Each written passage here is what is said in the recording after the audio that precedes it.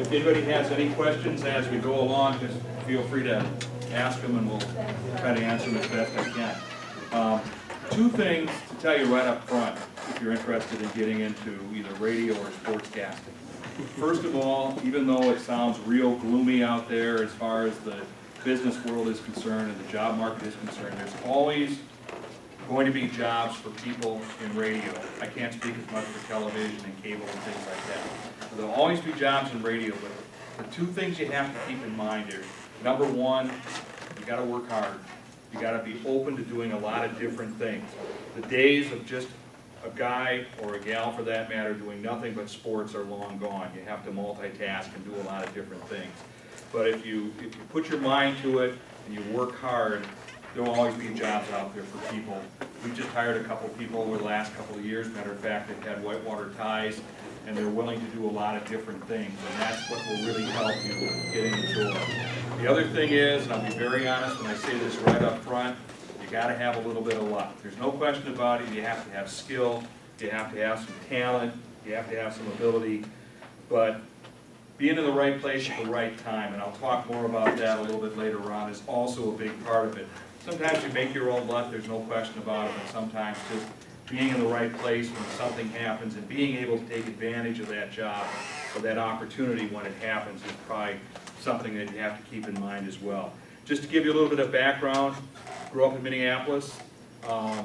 Radio was a lot different 43 years ago when I first started doing this. Back in those days, radio stations were staffed full-time, 24/7 every day of the week. You usually got your start by working part-time on a weekend or working overnights. That's how I got my start, doing overnight playing country music in Winona, Minnesota. I didn't go to college. I was all set to go to college, but I instead went to a radio school in Minneapolis, which I don't think is there anymore. It's called Brown College now, but it was in Minneapolis and since moved to St. Paul. Took a 9-month course, basically learning how to be a radio announcer, because that's initially what I wanted to do, is to be just a radio announcer. I had a very modest high school sports career, played some football, played some hockey. That was about it. Not nearly good enough to go to the next level in any of those respects. But I enjoyed working in radio, and my wife gives me a hard time all the time because she said, I knew probably from the time I was 15, 16 that I wanted to be in radio. I worked for my dad he owned a flower shop, and I drove the delivery truck for him, and I listened to the radio constantly. And that's what really kind of got me hooked on it. So I kind of knew from the early going that that's what I wanted to do. And went to the radio school in Minneapolis, kind of an odd situation because I was the only local kid there. All the other students were from all over the upper Midwest. And so it was kind of strange. They all lived together in apartments and houses and stuff, and I went home, stayed with mom and dad the whole time. But it was a great experience. I learned a lot. But like anything else, when you get out into the real world, and for those of you who have a sports background, when we talk about repetitions, actually getting out and working at a radio station and doing it every single day, whether it be just queuing up records before you had CDs and hard drives or recording on reel-to-reel tape, the repetitions that you do when you actually have a job can take you from here to there in a hurry. So I was very fortunate. I found a job working overnights, playing country music in Winona, Minnesota on an FM station. And that's back in the days when people didn't listen to FM radio either, by the way. But it was a great experience. I kind of had to learn my own way along because I was working at 3 o'clock in the morning. And there was nobody there to really guide me or show me what I needed to do. And so I kind of learned a lot on my own. And from there I went up to a central Wisconsin town, Waupaca. And I was there for 27 years. I started out as the nighttime announcer. By the time I left, would be 15 years ago now, almost 16 years ago, I was the station manager. And in between, I did all the other different things with air shifts. I got into sports. I got into programming, which is really what I do for a living right now. I enjoy immensely being able to do Warhawk games for football, basketball, baseball. Still do some high school games here in Fort Atkinson as well. But for the most part, my #1 job has always been what we call programming, or now they call it operations. And that is just basically what I like to call the nuts and bolts of making a radio station work. In the old days, when you were a program director, you basically picked the music and hired announcers. Well, there's a lot more to it now. Music is kind of picked for you by corporate. You do hire staff, but there's so many other things that you're working with. I think Joe's heard this story once before, that my dad sent me to a summer school when I was, I wasn't driving yet, so I was probably about 15, to learn how to type. And I was the only guy in the class, just like this, that had the keys covered on my typewriter. And I'm thinking, how in the heck am I going to learn how to type? I can't even see what the keys were. And so I got so frustrated I quit. Well, you fast forward that now 40 years later, I work on keyboards every single day. I'm building websites every day. I'm writing stories every day, and I still type with 2 fingers because I was so bullheaded I didn't want to learn how to type. So if you know how to type, and I'm sure everybody in this room does, that's you're one step ahead of me right now. Just to give you a background, before we get into the sports end of it, I've had some really good success doing a lot of different things from a sports standpoint, but my passion has always been making a radio station work. And I've been very fortunate to have that job for the bulk of my career. And to me, it's very satisfying to put in a day of work and know that you've got, and we have 3 stations in Fort Atkinson, that each one is working the way it's supposed to work. The games are going on when they're supposed to, the people are showing up for when they're supposed to show up, and those are just some of the little things that I have to do on a daily basis. But I got into sports. I always had an interest in sports. When I first started in, actually when I was in Winona, we did some games for Winona State and some of the high schools down there. I basically did the color, or the analyst guy. I went along, kept score, saying, yeah, that was a great tackle, or boy, that was a nice shot he made, or whatever the case may be. Didn't really get my play-by-play opportunity until 1982. The gentleman that was working at the station where I worked at in Wapaka was let go. And when he was let go, that gave me the opportunity to take over the play-by-play job. The very first year that I did football, basketball, play-by-play, high school only at that particular point, I did every single game the station did. I did every football game, every basketball game, and I think we did some spring baseball and softball. But I did every single game, because I was the only guy there to do it. And that's when you really kind of learn how you craft your games a little bit, how you're going to develop your style, so to speak. And so I did high school exclusively up until 1994. I had 2 things happen in 1994 which were pretty cool. One of which I had formed a really good relationship with the vice president for the Milwaukee Brewers. His name was Bob Haig, passed away about 3-4 years ago, maybe 5 now. And Bob Uecker at that time was doing, I don't know, either Mr. Belvedere or he was doing some other television stuff.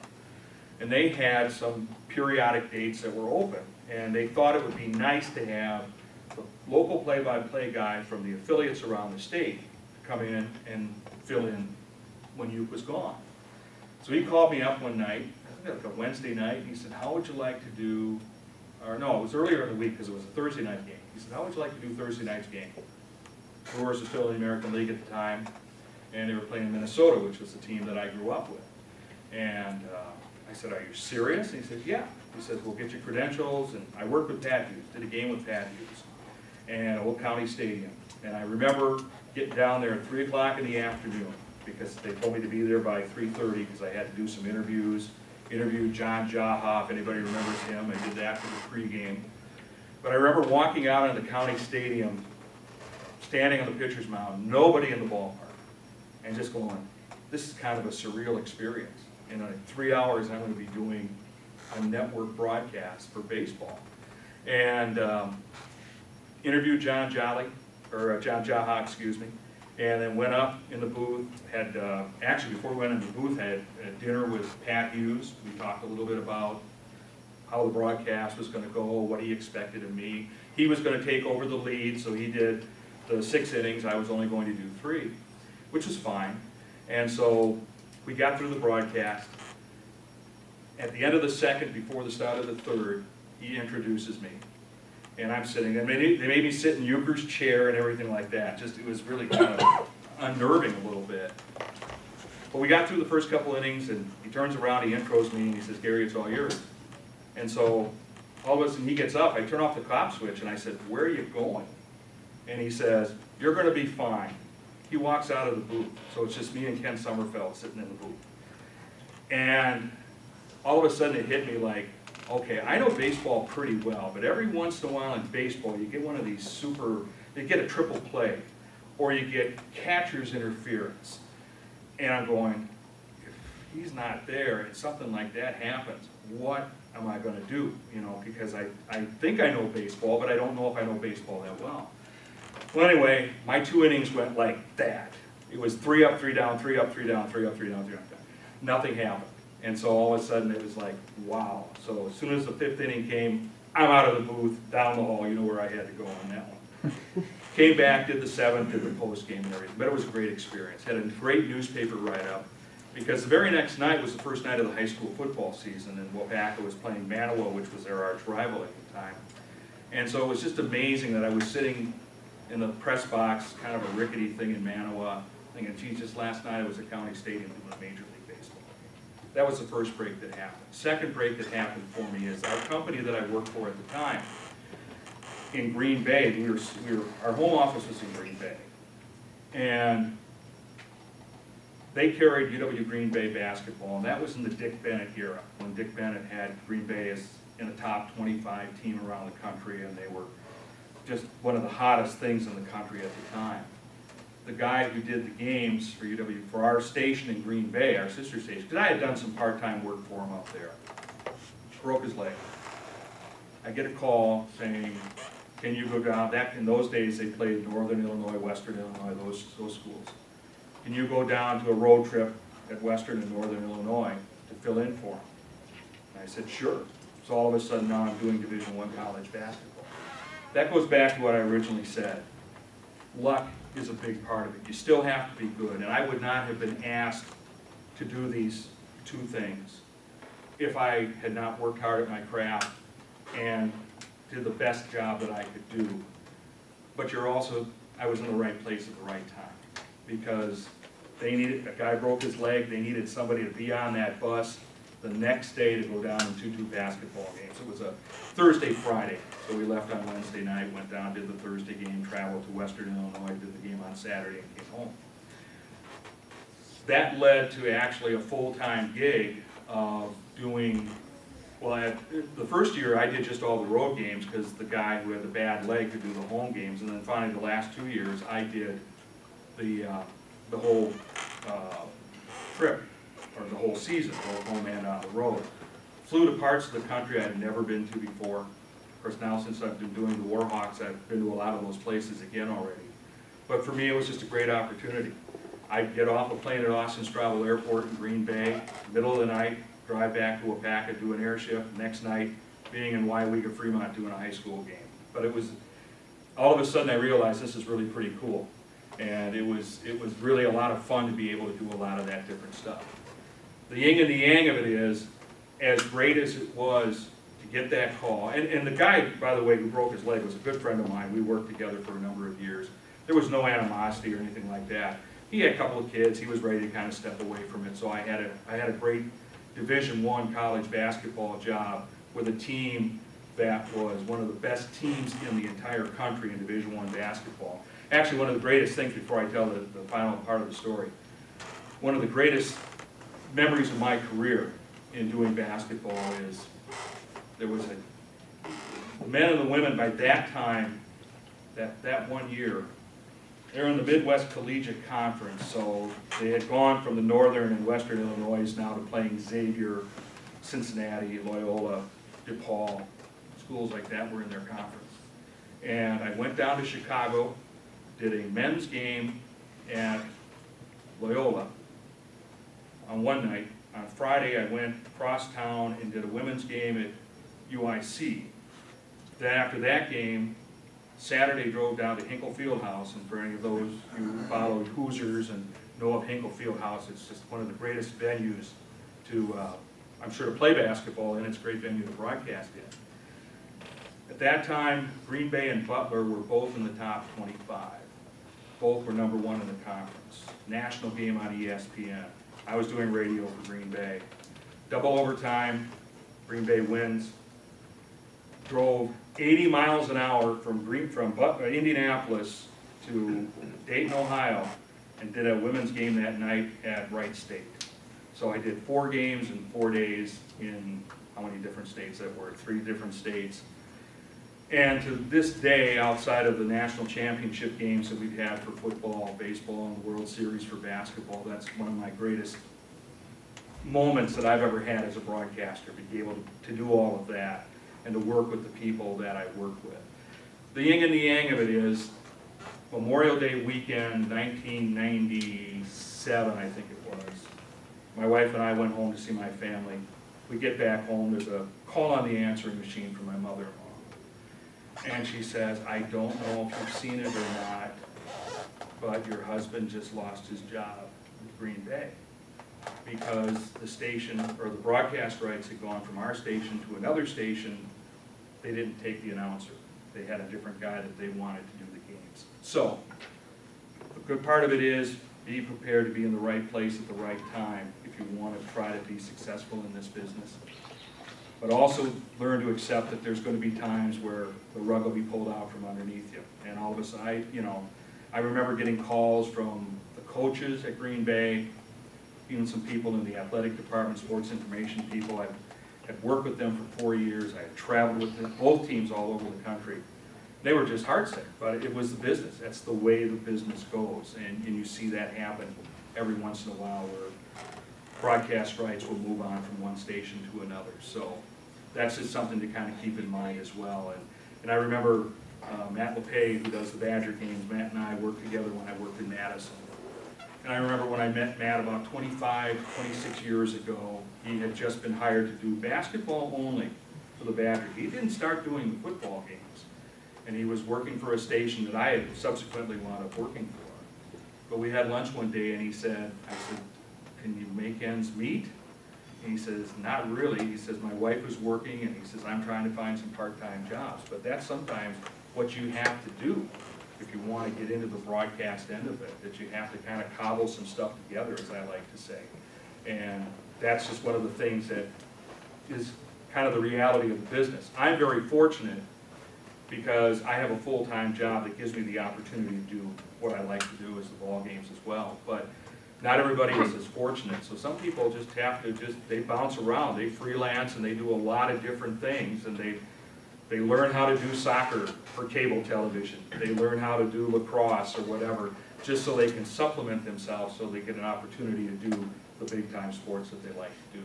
So that's kind of how I got to where I am right now. And actually, the job that I've got right now was by accident as well, because when I came to work in Fort Atkinson 15 years ago, I had been here for about a year, and the station was sold to a different company. And Tom Pattison, who had been the longtime voice for Warhawk Athletics, and he had done it for about 18 years. He was not part of the sale of the company. He was working for a different division. He was not kept. So all of a sudden, the Warhawk jobs opened up, and I had some experience. They offered it to me, and I took it. So again, I was in the right place at the right time. It was an unfortunate situation for Tom, but that's kind of how the way it works.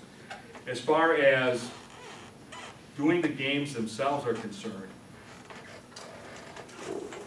one of the things that, there's a couple of things I think that are very important, and I think one of which is obviously the prep work, and we'll get to that in a moment, but I also think too that to really be successful, you have to get a good relationship with the people that you work with. And one of the biggest things, and I want to stress this, really important, is that if you're fortunate enough to get a play-by-play job, or even just a commentary job, I think it's important that you build a good trust with the people that you work with. If you're in high school, it's working with the high school coaches. And that can be kind of difficult today, because a lot of high school coaches aren't teachers anymore. They have hired people from different walks of life to come in and coach, and that's kind of just the reality of the way high schools are running some of their athletic departments today. But get to try to know the coaches, try to respect the coaches.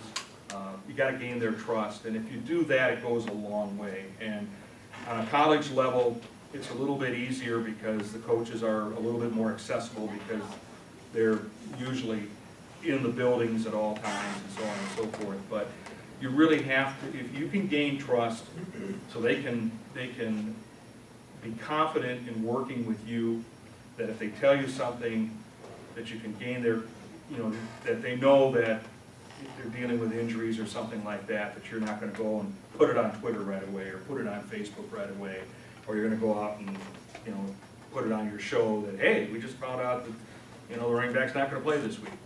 If you do that, you burn a big bridge.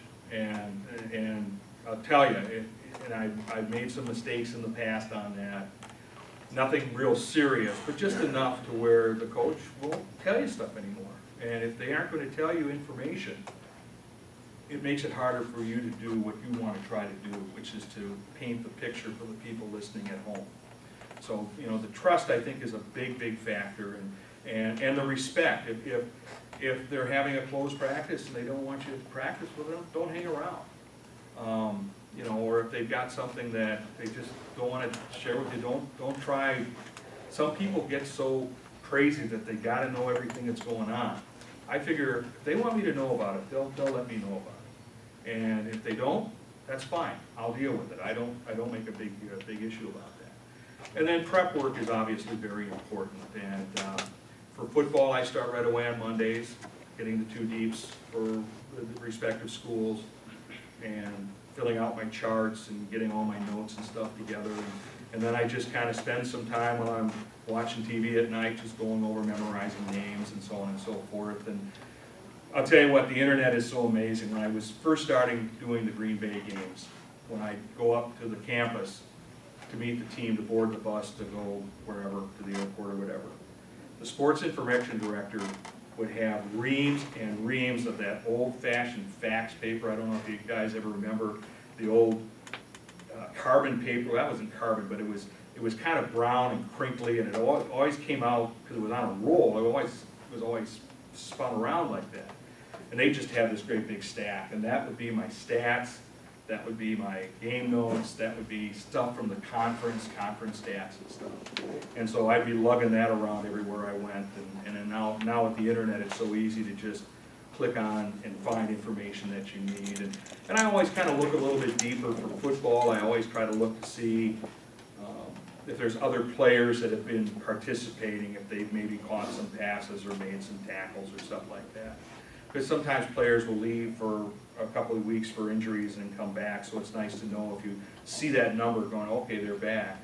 And for basketball, the same type of thing. I always kind of look to see who's logging minutes, maybe look in the conference stats to see who might be a leader, even if it's in just something like a assist-to-turnover ratio. It's just a little something, a little nugget that you could kind of put in the back of your mind and say, yeah, if that guy gets in the game and we've got a slow spot in the game, I can pull that out. So that's some of the things that you do in trying to get prepared for what you want to do for the broadcast. The biggest thing, I think, to tell you, if you're fortunate enough to get a job, whether it be in television or radio, whether it be as a lead play-by-play person, whether it be as an analyst, or even if it's just a sideline person or a studio person, the most important thing you can do is to continually check yourself. We call it air checking on the radio side. I don't know exactly what they call it on the TV side, but get a video of what you do. Get a podcast of what you do. There's not a game that goes by unless I get really stacked up and have a lot of games in 1 week that I don't at least listen to a bit of the game that I did the previous week. Good example. For those of you who are maybe at the game Saturday, it was a lopsided game. Old player's not very good. Kind of knew from the first possession of the game that it was not going to be a close game. Those are games that you really have to focus on and make sure that you still do a professional broadcast. You don't want to go down the road of being goofy. You can be fun. You can say some funny things every once in a while, but you want to get silly because it's a professional job. And so I listened to the second half of the game the other day, and I'm going, wow, I completely missed that. Or I messed that up. I got a name wrong. And I continually got the name wrong throughout. It was somebody from Eau Claire. Continually got the name wrong throughout the whole game. And so he'd say, Glad I listened to that, because now I know I've got to do a better job with that. Sometimes you just kind of just get in cruise control and you don't really realize some of the things that you were doing. So that's something I think that's very, very important, is that when you do get to that spot. As far as getting to that spot, I would say, going back to what I first said, there are jobs out there. If you're really serious and you want to get into this, you're going to have to make some sacrifices. That's the most important thing. I've been very fortunate because I've been able to keep a full-time job and still be able to do play-by-play and still be able to have a house and have a pretty structured lifestyle. But a lot of guys don't have that, and gals for that matter, they don't have that luxury because they have to string together jobs. A good example is a guy that I went to school with at Brown. He's from Waterloo, here in Jefferson County. Tom Hamilton's his name. Tom is play-by-play voice for the Cleveland Indians. And Tom and I went to school together. Tom, our paths crossed a couple of years because he was down in Appleton and I was in Waupaca, so I'd see him some Friday nights doing high school football. Finally got his big break to do the Marquette. I believe they were actually the Warriors at that time. Did Marquette radio for WISM. And again, like happened to me in Green Bay, lost his job because the broadcast rights went somewhere else. So he wound up bouncing around doing some minor league baseball. But he worked his way up, and he finally got a chance to do the Cleveland Indians because he worked through their farm system. They liked the job that he did. But there were some years that he couldn't pay rent because it was just, he was only doing summer league baseball. And when baseball season was over Labor Day, he didn't have a job. Had to find out something else until baseball season rolled around. But you have to have some perseverance for it, and you really have to, and the thing that's really, I think, most important today is just learn as many different skills as you can. If somebody would have told me 40 years ago that I would be building websites on a daily basis, well, first of all, I wouldn't have any idea what you were talking about. The second thing is, the technology I thought would be just way over here. But I'm proud to say that I've actually built 2 websites, knowing absolutely nothing about that business, but just kind of learning it as I go. I had good people that helped me with it, which I really appreciate. But now I can take a look at what we put every day on our 2 websites at the radio station and feel pretty good about that. But I can do that now. I can put video up there, I can put audio up there, I can put clip art up there and things like that. But you have to be willing to do that sort of stuff because there's other things that are involved in the radio business that the more you know, whether it be radio or TV, the more you know and the more you can do, the more valuable you make yourself to an employer.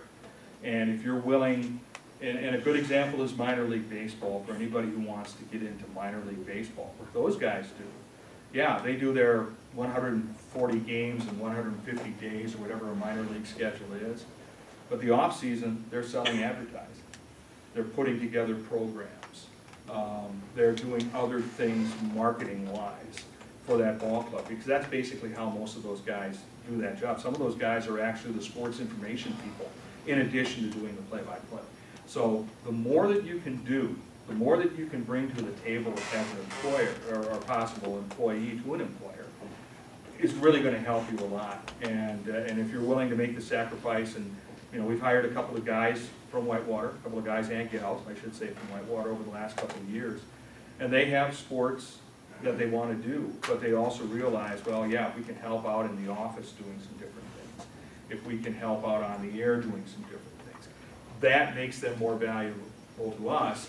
And because they're more valuable to us, we keep them on the staff, and then we give them the opportunities to do sports when they like to do sports. Just to give you a couple of, or give you an idea how my day starts, and I don't wish this on anybody, but I get up at 3 o'clock in the morning.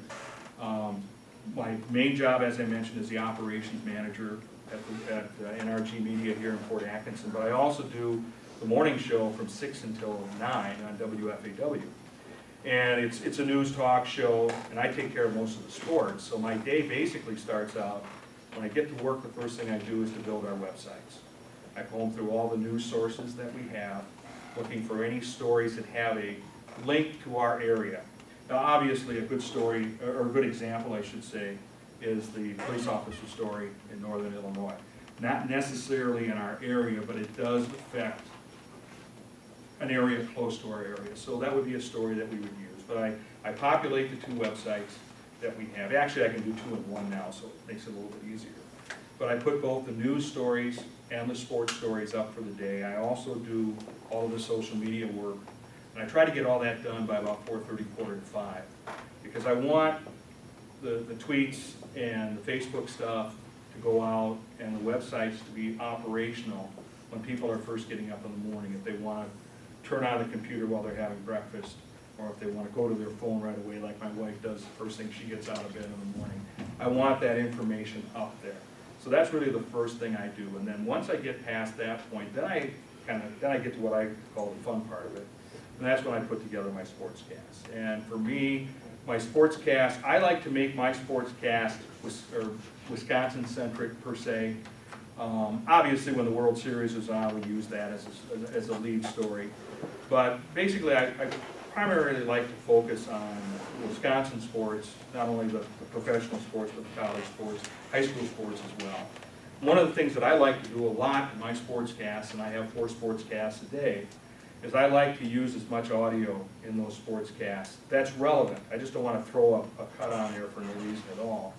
Now, this morning was a little dry. There wasn't a whole lot, but Matt Kenseth, who's from Cambridge, of course, is being suspended by NASCAR right now. And so I was able not to get any voice from him, but there was some people from NASCAR, Bill France, who's the chairman of NASCAR. So he had a couple of cuts, so I used that. I used a cut from the football playoff. They had their first rankings last night, so I had the Clemson coach. I had a cut from him, and was able to just find a few things here and there. Hopefully tomorrow morning now, since the Bucks play tonight, we'll get maybe a Jabari Parker cut or Jason Kidd cut. So I like to integrate that as much as I can.